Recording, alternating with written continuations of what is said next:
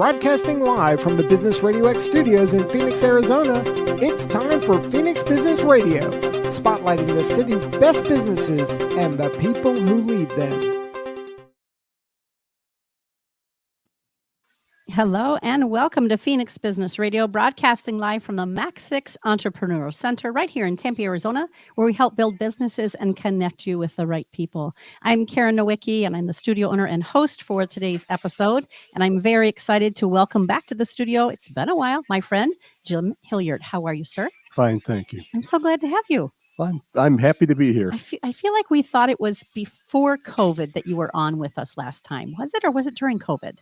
It was right after some of these shootings. I was involved with active shooters. I remember. So whatever that timeline is, and I appreciate that conversation. Jim is a business advocate with Proactive Connections, and we've got a public service announcement today, and really something that all merchants and all business owners need to sit up and listen to. So Jim has come on board and invited his friend Patrick Talley, who is a financial specialist, on with us as well. And we have Patrick on remotely with us. Welcome to the studio, Patrick. Well, thank you, Karen. Good afternoon. I'm really excited to be here with you guys. We're happy to have you as well. And where are you patching in from today? What corner of the world are you? Well, I'm actually 45 miles northwest of the happiest place on the planet. Walt Disney World makes me say that here in beautiful Central Florida. But I'm visiting in the Villages today. So I'm coming to you from the Villages. Perfect. Well, we are looking for today's conversation. Before we get into the topic at hand, I would love for each of you to briefly introduce yourselves, tell us a little bit about who you are professionally, and then what are you up to now, and why is today's conversation so important for business owners to sit up and listen to? Jim, are you comfortable starting first? Sure, I'll try. To start with, I've had kind of a varied career. Karen has seen different angles. I came from a law enforcement background. I ended up in electronic banking as the implementer of the first automated teller network for the Bank of America. And I got promoted into that because the person in front of me got murdered. And I was the only single non-family member that was available, so they threw me into the mix. Wow. So as the thing that in the early 90s, we got involved with automated tellers. And there was no internet. It was all hardwired. Back in about, I think it was 1975, but in 1990, I actually got involved with the merchant service industry and the private ATM networks. Patrick and I now work with a team of forensic auditors that are involved with preventing MasterCard, Visa, or any of the processing entities from overcharging them. And the reason I asked Patrick to join us is he's become almost our subject matter expert on the issues of the MasterCard, Visa, antitrust, and not antitrust, and also the class action suit. So that's basically where we stand. Great intro. Patrick, if you do the same, tell us a little bit about yourself, and then let's start having a conversation that, all of our folks need to be aware of. Well, I have to share, my background's not quite as colorful as Jim's. There haven't been any of the negative incidents involved, but I started working for the phone company out of college. Been in the telecom industry for 36 and a half years, including owning my own telecom business dealership, and got into financial services after the year 2000, when I lost 35% of my lifetime savings in my retirement account. And I knew there had to be a better way to do things. So I started studying money and finances from that point. To this point, I've helped recover and save clients millions and millions of dollars, interest on their mortgages, their credit cards, their student loans, automobile debt, anything else that had interest associated with it. I was involved in the BP oil spill recovery. My team and I recovered millions of dollars for businesses and individuals here in Central Florida on the West Coast with the BP oil spill. And I just help people with their retirement plans. This project came to my attention as being involved with a forensic auditing company that Jim mentioned. And this lawsuit settlement has just come up and kind of given us the perfect mix for people to understand that there is presently something they can do about their existing charges. Everyone's being overcharged. And if you can't agree with that, you should read the lawsuit settlement that the judge says everyone has been overcharged for years and years and years. The reason for the $5.5 billion settlement. So that's my background. I love helping people. I love helping businesses with their finances. I want to help everybody live a fantastic financial life and not be part of the classes that are just living paycheck to paycheck. And I want to keep all of our businesses opening and thriving instead of just sustaining themselves. A very noble a perspective and the way in which you live, and obviously grateful for your expertise, both of you, to help other business owners. So for our viewers and listeners, let's back up now that we've introduced both of you, and let's specifically talk about the class action lawsuit and the timeline, because we're doing this today because you all are pressed up against a timeline. So both of you can speak to that, but let's kind of set the tone first so that our viewers and listeners stay with us, because this is going to be important for them going forward. And probably the most important thing we can share with everyone this morning is that you have until May 31st midnight in your time zone to file your claim with the court. That doesn't mean all of your paperwork has to be done, but your initial claim filing has to be filed with the court by May 31st at midnight. The court's going to walk you through additional steps that need to be taken and documents that need to be supplied. But again, you've got to do your initial filing by May 31st. We've created an extremely easy way to do that by going to our website, startmycclaim.com. That's startmycclaim.com. We're going to gather some of your contact information and then direct you to the court website so that you can submit your claim. And that service is absolutely free. We're just trying to get the word out to 18.6 million business owners in America that they have the right to do this. And one of the problems that we've experienced so far, other than the short time frame to be able to file this claim, because they only gave us 6 weeks, 3 weeks is gone. So they only have 22 days left to make sure that every business owner in America is aware of their right to file for their portion of the claim. Okay, so let's talk about the background on this Visa MasterCard class action lawsuit. My familiarity is I feel like the law has been in place for about 9 years as far as, not being able to overcharge, but give us a little bit of background about the industry. And then, of course, anything else that we need to know about the actual lawsuit itself. Well, actually, the majority of the industry is completely unregulated. There are some regulations when it comes to the overseeing of the industry, but no detailed. So the processors can really charge you whatever they want to charge you, and they're very good at concealing and convoluting your statement. So as a business owner, when you get your monthly statement, you don't write them a check in most cases. They take the money out before you receive what's left over. So you really have no control over the statements. You can't read them, you can't understand them, and they're intentionally done that way to keep you confused. We have statements that we audit all the time with charges that are just completely made up charges, like credits for discounted services. Well, if it's a credit, then why is it a discount? And $92 is the charge for that on a monthly basis in some cases. So we find those problems, and it's because of what MasterCard and Visa have done all these years. Starting back as early as 2004 up until 2019, which is the basis for the timeline for the lawsuit itself. We believe the original lawsuit was started by Walmart Corporation, and they engaged a lot of other retail businesses into the lawsuit, and it became a class action lawsuit. As the attorneys were studying the class action lawsuit, somebody realized that, wait a minute, MasterCard and Visa have violated the Sherman Antitrust Act, which was put in place in the 1940s against some of the larger corporations in America. And it became one of the first class action antitrust lawsuits in the country.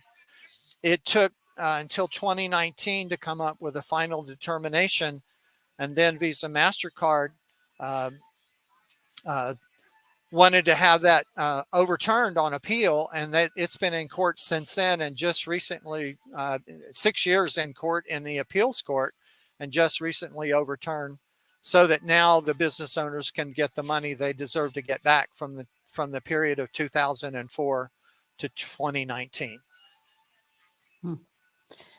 Anything that Patrick hasn't thought to share that you already know in working with him in tandem on this, that just jump in, Jim, if there's something that, you want him to do a deeper dive with. Well, I'm actually ready to talk about our process more than I would rather have Patrick talk about the lawsuit. Yeah, absolutely. Anything else on the lawsuit then? Well, we just want businesses to know that even if they weren't in business during that entire period, if they were only in business in 16, 17, 18, and 19, they can file and still recover based on the transaction volumes that they did. And then, of course, the amount of years that they were involved with this business.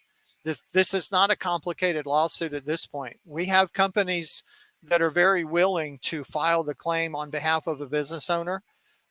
But in this particular case, there's a lot of legal work being involved here. So alert attorneys that are offering to file on a company's behalf, there is no legal work to be done. All that's been done.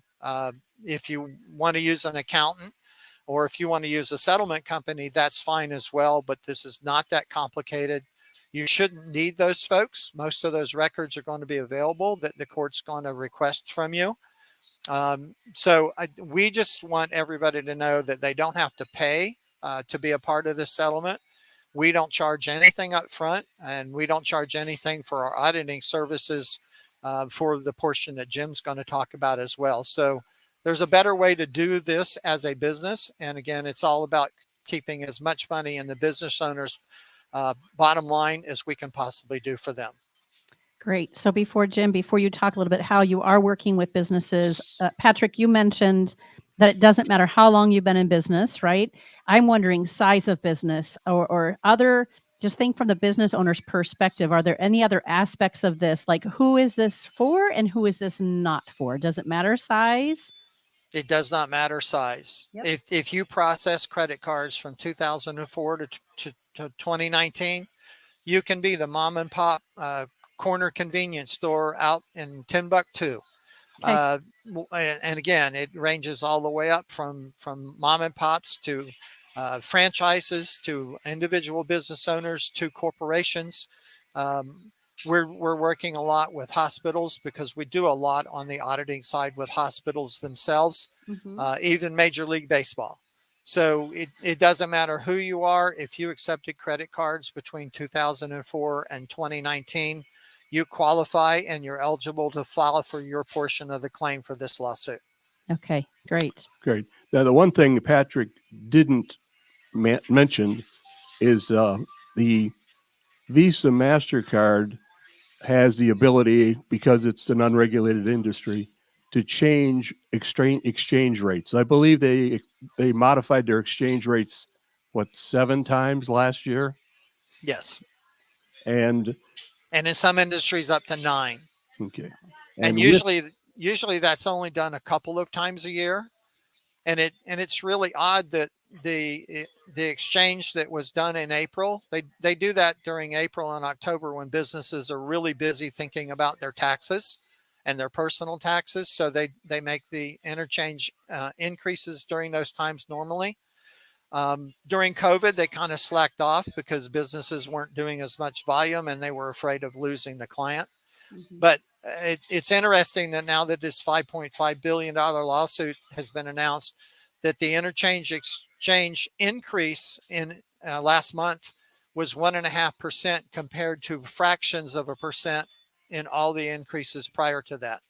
So they're going to come get it back, and we're going to help businesses not pay that increase as well.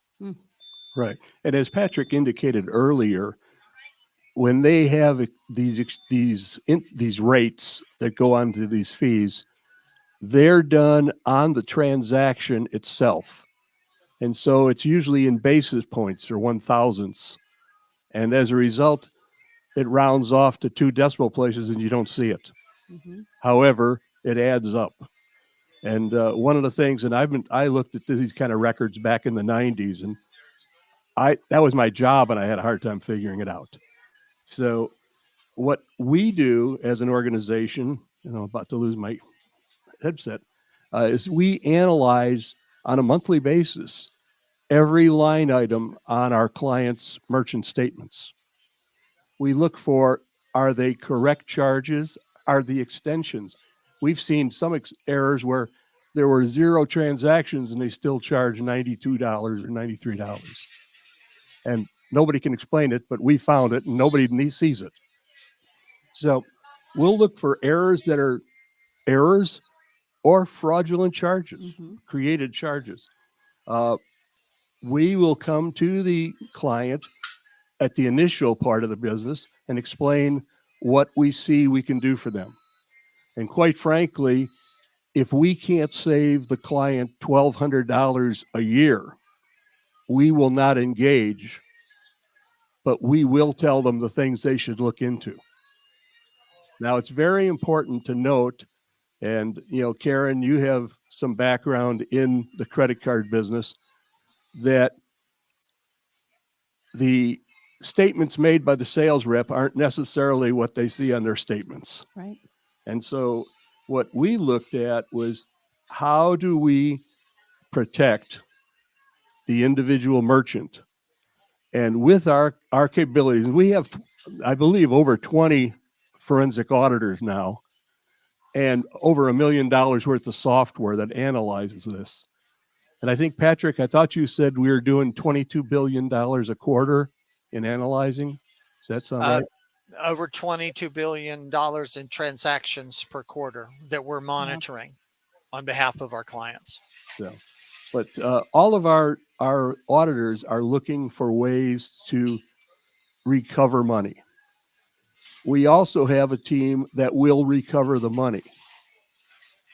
And we've had some major recoveries that, obviously under client privileges, we can't name names and all. But as Patrick said, we handle Major League Baseball. We also handle 2 major airlines. And one of the problems with the credit card business is every credit card, and there's 4,200 different types of credit cards, has a different rate per transaction. And the transaction is based on risk. It's based on card presence. It's based on volume. It's based on a number of different things. And normally the person in accounts receivable doesn't understand it. They see a bank deposit. So when we do present initially, the client agrees to let us handle the situation. We will go for, we're not aiming for 1,200. We're aiming for more. Okay. We had one incident just recently with a 1-doctor chiropractor that we were able to save him. I believe it was just over $675 a month on credit cards. We get into the process. We inform them of what we found, and then we look at it and say, here's what we can do. Do you want us to or not? If they say yes, we recover. And then on an ongoing basis, on a monthly basis, we review their transactions and keep that savings. Because the other thing that can happen is they could go to their processor and say, these guys think I've overcharged. You've overcharged me for $100. And the guy said, well, let's just give it $50 and we're fine. Well, the next month the charge comes back on. We don't let that happen. And so, we're preventing future overcharges. Along the same lines, and a major thing that we both should have offered earlier is we are not in the merchant service business. We don't sell merchant service processing. We don't sell merchant service equipment, and we are not selling banking relationships. So all our goal is to save you money without changing anything. And that's where we go. And so now the next question that probably any normal person would ask is, what does all this cost? I was just getting ready to ask that. Well, in our situation, we do not charge for the audit or the analyzation. And if Why? Because we're sharing on the back end. We're only sharing on the savings. We're not like a law firm that has a retainer. Good. We basically will help you get your money, and then we'll share in it. If we don't share a lot of money, we don't make a lot of money. So the audit is complimentary. It Right. gets the ball rolling. It's a discovery to figure out where the savings can be taking place and Right. what's happening that your team is likely not aware of. Right. And really how much savings potential is there. That's right. Right. Yeah. And then how do you get paid when we're like, okay, well, now that we know, what do we do about it? We actually get paid after the client receives their money, and then we are billing the client. Okay. Yeah. And it's all under an agreement. Sure. Now, the thing is we do have a 3-year agreement, but majority of our clients have been with us for 8.5 and over 10 years. So why is that? Why would they stay on with you that long? That's a really important distinction. Well, for one thing is they could do that themselves, or they could hire someone. Yeah. But they would be paying for them, hoping that they could find savings. Right. In our case, we find savings, and they just share because they haven't paid for any of the background work. Patrick, anything to add to what Jim's sharing? Well, Jim's trying to be modest here. I'm thrilled to share that we're saving Major League Baseball over $2 million a year. Now, a lot of our companies that we speak with think that if we come in and take a look and find problems with their accounts, that maybe somebody at that company, maybe the CFO, maybe the bookkeeper, maybe the accountant, maybe the owner's wife, maybe the owner's husband didn't know what he was doing properly, and they don't want to be embarrassed. Folks, this is too convoluted and too complicated to think that even your CPA can figure this out. We have major CPA company, one of the largest CPA firms here in Orlando is one of my clients. He provides me the referrals. I do the analysis for the statement, and then he can report back to his client the savings that he has saved them, what he's provided to them, and without doing any of the work, just doing the referral itself. So out front, marketing, media marketing, we're saving them multiple 7 figures as well. Newark City Health Plus hospitals, multiple 7 figures. St. Joseph's Hospital, $500,000 a year in savings. Boston Children's Hospital, we reduced their expenses by 17% annually. Wow. And that 17% reduction will continue as long as they're a client of ours, because we do the monitoring monthly of the statements. And in most cases, we even without the client's integration, we find problems with the changes or fix errors on the account, and then notify them once the fix has taken place. They don't even know there was a problem. We continue to work on the accounts for years after we start doing business with them, and continue monitoring every month so that they're always on the leading edge, paying the least amount possible, keeping the most amount possible, and making their processor maintain a level of integrity.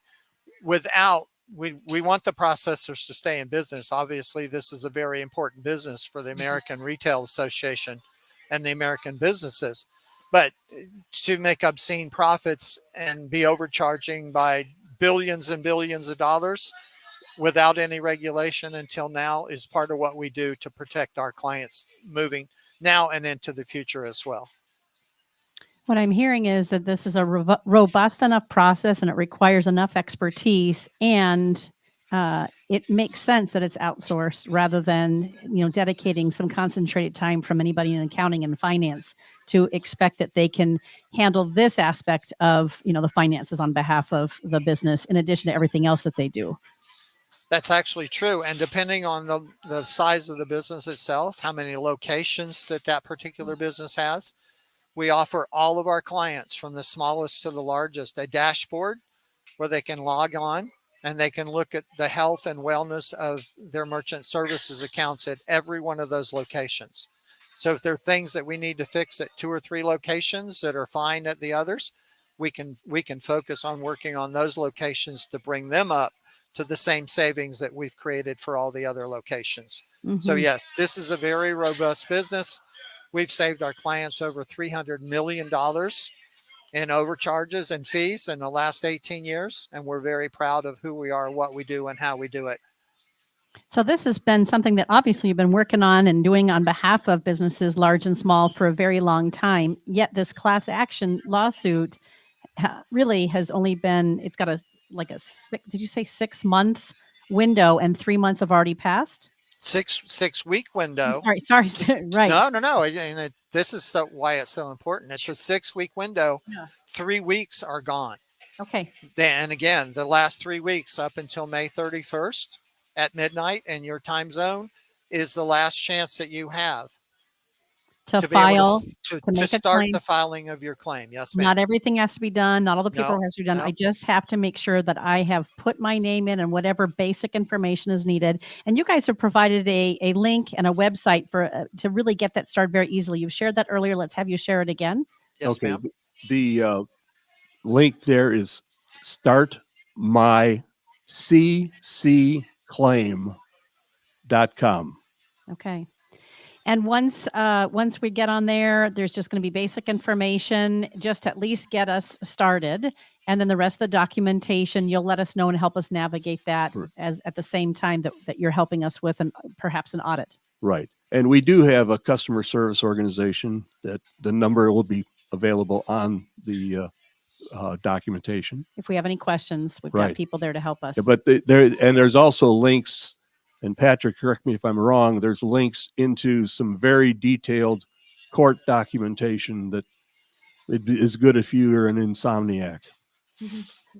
Oh yeah, it's all the court documentation from the first filings all the way through all of the appeals with all the timelines, all the dates, even a list of the original court filers. There's an 11-page list. And as you read through that list, some of those are regional companies.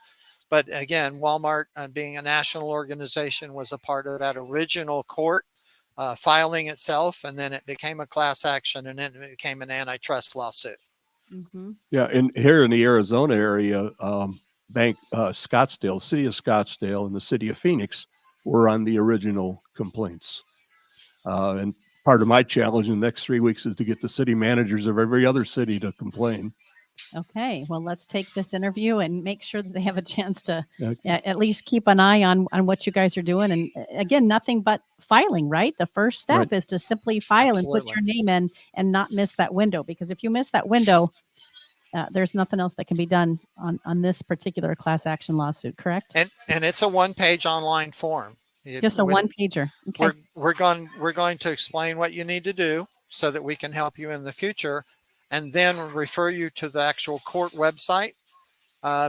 We're basically getting contact information, and the court wants the TIN number, or the taxpayer identification number, just to verify that you're a viable business so that they keep the fraud out of the system. Yep. And then once May 31st, they're going to take everyone that's requested to be included in the case, figure out how much is going to go to the attorneys, how much is going to go to the businesses, and to start writing checks. In your experience, how long do you think something like this is going to take to have the payouts take place for business owners? Well, Karen, I've been involved with the Employee Retention Tax Credit, and that was a federal program, not a court program, but a federal government program. And that's been going on for several years now. And we've had clients that have filed last year and still haven't received their checks yet.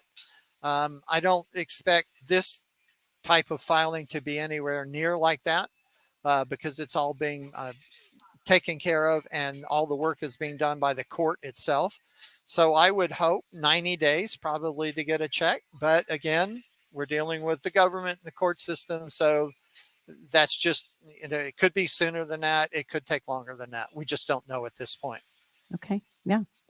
I want to ask a question more for our listeners and viewers, how they can help spread the word. But before I actually ask you or have you answer that, what else about what you're offering as a complimentary service to just help people get themselves involved in this class action lawsuit, or in addition to what you're doing with your audits and how you work with businesses, is there anything else that we want to make sure our listeners and viewers are aware of around the context of even why we came together today? Anything else that I haven't thought to ask that they need to know? Well, Patrick and I are involved in a number of different methods of increasing revenue to companies. So, and it would be different topics. It would be pretty hard to cover, but we could, if you want to get in touch with us, please do. And I can give you my phone number. I can't give you Pat's because he's on speed dial. But if you have any questions, my direct number is 480-389-5744.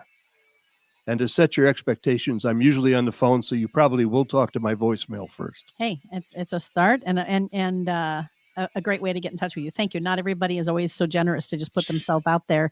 And I would love to have you both back at another time to talk about all the other things that you do as folks who are, really there to benefit business owners and help save and increase their bottom line.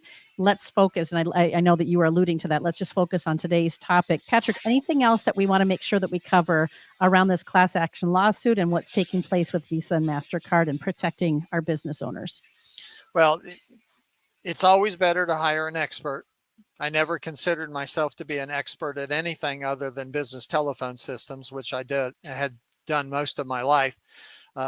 Getting into financial services, I can tell you there are a lot of reasons not to listen to so-called experts, especially when it comes to your retirement accounts, especially when it comes to your credit card processing. The owners of our company have been in this business for most of their lives, and the amount of knowledge they have, it just makes me look like a student myself. So we're able to share their knowledge, their background, their experiences, and their technical expertises through our agencies, like Jim's agency there in Phoenix, like my agency here in Central Florida. So we're just glad to be able to help businesses. And we know that if we help enough businesses get what they want and what they deserve, that we'll get what we deserve as well. And that's the reason we don't charge anything up front for our services. People ask us all the time, well, how do you make money? Well, we make money when we help save you money. So we just share in those savings. So we don't have hourly fees. We don't have charges for an audit. We don't have anything like that. We just provide a great service, the best in the country. We have no competition, really. Everybody likes to say that, but in this case, it's actually a reality. And we're just so proud of doing what we do and helping the businesses that we help, that we're actually looking for more people to be able to help more businesses, because 18.6 million businesses need to know about this class action lawsuit before the end of this month, 22 days left. So getting the word out is very important. And again, we thank you for using your platform to help the American business owner get this cash that they well deserve to receive back. Excellent way to kind of segue to my last question then, before we share again how people can stay in touch with you and the timeline. For our listening audience, how can they help spread the word? In my mind, it's, share this interview, reach out to you guys, maybe send an email to friends or a text to friends. What else are you thinking that needs to be done in order to get this done in these next several weeks? Well, one of the things that I'm actually doing currently, and it's in the same building, is the Tempe Chamber of Commerce is located here. Mm-hmm. And I believe they have just about 570 members, and they are willing to share this information. The thing is, if you have anybody that that takes MasterCard Visa, and I mentioned the city of Tempe, for instance, you realize the water bills are paid with that, the traffic tickets are paid for that, the building permits are saved. And if we can save them, pennies on the dollar that way, it'll all add up. And yep. Yeah. So if you're a business owner and you are an executive director for a professional association, this is really your responsibility to spread the word. The BNI groups, the chambers, really at the municipal level, we don't have a lot of time to make sure that people have at least filed and put their name in to Right. make sure that they get what's coming to them. Well, I think you also mentioned something that I kind of alluded to, but I didn't very well, is we do have a membership benefits program. So we can help the chambers, the associations, because they need fundraising and fund savings also. Okay. And that's what, we will work with them to help them spread the word to their members. Great. Okay, good. So again, your phone number and your email address, Jim, and then we'll let Patrick share where and how he'd like people to get in touch with him if it's anything beyond the. Okay, my phone number in downtown Tempe is 480-389-5744. And you can also email me at jim@proactiveconnection.com. Okay. And Patrick, how about you? What's the best way to get in touch with you in addition to that link that Jim has mentioned a couple of times? Well, the website is the easiest way because I'm one of the administrators on the website. So if a question comes in, I may be one of the people that answer that question. But you're more than welcome to contact me at any time at area code 407-417-1096. That's 407-417-1096. And that's my cell. So it's on me all the time. You can call me, you can text me. Like Jim, I'm typically on the phone most of the day, either with my agent team or with clients that I'm working with. So if it goes to voicemail, just be patient, leave me a message, and I will call you back as soon as I possibly can. Excellent. And Patrick, can I share your email address as well, or do you want to hold off on that and just have me get the website? Yeah, that's fine as well. Yeah, Patrick Andrew Talley at gmail.com, correct? So it's Patrick Andrew Talley at gmail.com. And again, that website is startmycclaim.com. Right. Wow. Great conversation. That's a hard one to learn. I don't know. I mean, it really sets the tone, right? Right. Are you being a smart guy? Yeah. No, I always have to count the number of C's. Right. I was just going to say 3 C's. Start my CC claim, my credit card claim, CC for creditcardclaim.com.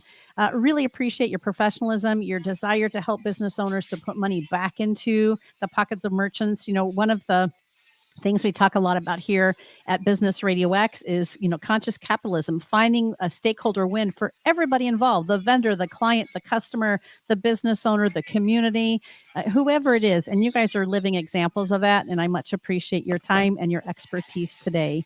Thanks again for being here. Stay with us, Patrick, after we go off air. Just hold tight for just a moment. You've been listening to Phoenix Business Radio, broadcasting live from Max 6 Entrepreneur Center. Some media leans left, some lean right, and we lean business. Until next time, I'm Kira Nowicki. Thanks for listening.